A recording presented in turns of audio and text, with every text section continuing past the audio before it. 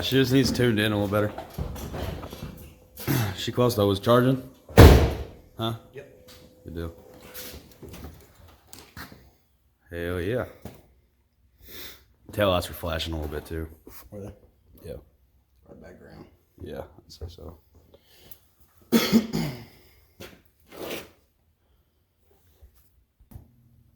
Alright, so whenever I was 18, I bought this Blazer. It's a 2000 SS model, I think it is.